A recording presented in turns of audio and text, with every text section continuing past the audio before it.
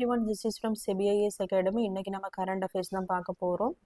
கலைஞரின் கனவு இல்லம் திட்டம் 1,00,000வது பயனாளிக்கு வீட்டு சாவி வழங்கினார் முதல்வர். ஸோ இந்த டாபிக் பார்த்தீங்கன்னா குரூப் ஒன் மெயின் சிலபஸில் பேப்பர் 2ல் சோஷியல் இஷ்யூஸில் பாவர்ட்டியில் வந்து கவர் ஆகும். ஸோ கலைஞரின் கனவு இல்லம் திட்டம் அப்படிங்கிறது கிராமப்புறங்களில் இருக்கக்கூடிய அந்த குடிசை வீடுகளை கண்டறிந்து அதை நிரந்தர காங்கிரீட் வீடுகளாக மாற்றக்கூடிய திட்டம் தான் இந்த கலைஞரின் கனவு இல்லம் திட்டம்.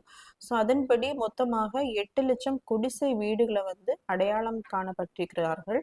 அதன்படி 2024 2030 வரைக்கும் இந்த திட்டமானது செயலில் இருக்கும். ஸோ இந்த 8 லட்சம் குடிசை வீடுகளை வந்து நிரந்தர காங்கிரீட் வீடுகளாக மாற்றி வந்து கட்டி கொடுப்பாங்க. ஸோ 2030 வந்து தமிழ்நாடை கூரை இல்லாத தமிழ்நாடாக மாற்றுவது தான் இந்த திட்டத்தினுடைய அம்சம். ஸோ அதன்படி 2024 25 வரைக்கும் முதல்ல வந்து 1 லட்சம் வீடுகள் வந்து கட்டி தரப்படும் அப்படின்னு முன்னமே தமிழ்நாடு அரசு வந்து அறிவிச்சிருப்பாங்க. அதன்படி தான் 1 லட்சம் வீடை இப்போ குடிசை வீடை வந்து காங்கிரீட் வீடா ஏழை மக்களுக்கு வந்து மாற்றி கொடுத்துருக்காங்க. ஸோ 2030க்குள்ள இந்த 8 லட்சம் வீடுகளை என்ன பண்ணுவாங்க அப்படின்னா நிரந்தர வீடுகளாக அரசு வந்து மாற்றி கொடுப்பாங்க. ஸோ இதற்கு கொடுக்கக்கூடிய தொகை பார்த்தீங்க அப்படின்னா 3.5 லட்சம் தொகை.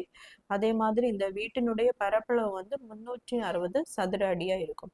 ஸோ அந்த ஸ்கீம் அடிப்படையில் இந்த 2024 25 வரைக்கும் 1 லட்சம் பயனாளிகளுக்கு இது வரைக்கும் வீடு வந்து கட்டி முடிச்சு கொடுத்துருக்காங்க. அதன்படி தான் இந்த 1 லட்சமாவது பயனாளிக்கு வந்து வீட்டு சாவியை முதல்வர் அவர்கள் வழங்கியுள்ளார்.